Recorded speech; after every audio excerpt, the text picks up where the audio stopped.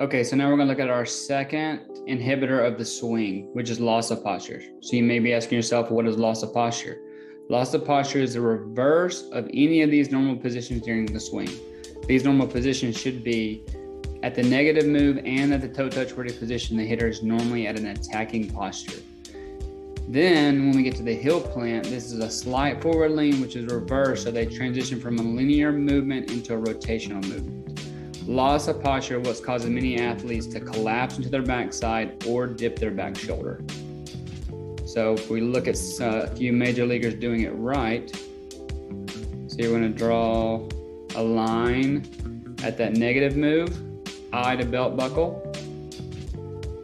We're going to go on each side, and then we're going to plant. We're going to go forward, toe touch ready position. Again, just like we said a second ago, if you notice, we're in that attacking posture.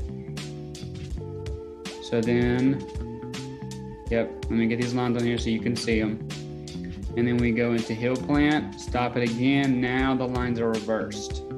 So you see we're gonna go from that toe touch ready position, heel plant, and now the lines have reversed so that we can get into that rotational aspect that we need in our swing.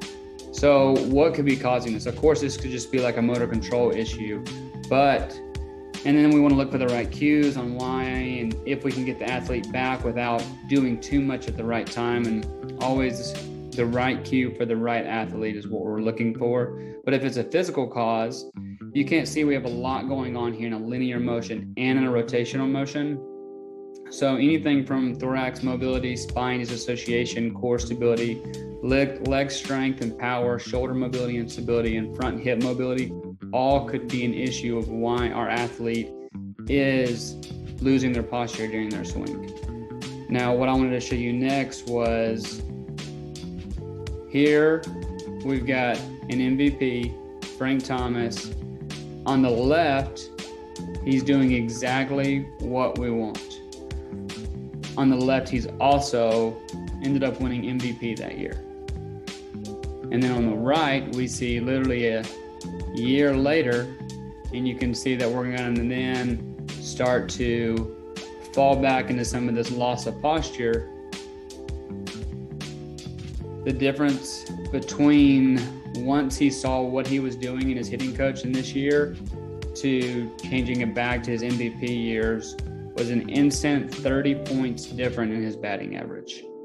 This is key because we want to be able to change. As soon as speeds change in pitches, we want to still be able to have that attacking posture. But then once we reverse this, then we can kind of make the changes we need to. If a curveball comes, if a changeup comes, if a slider comes, we can make those changes when necessary. So again, you see, when we're doing it right, we have that attacking posture. And then when we start having an inhibitor of our swing, and one of the areas in which we could go wrong is when we try to have the linear motion and the rotational motion at heel plant, for instance, going all at the same time. We'll start to have something called a drift, which we'll have a whole nother lecture on in a later episode, kind of showing you why we don't want that drift. And again, here you see Frank reversing once we get to that heel plant. So if this is you, now you kind of know what you're looking for, what you want to try to see to change in yourself, in your child, to help them progress when they're at the plate. All right, we'll see y'all next time.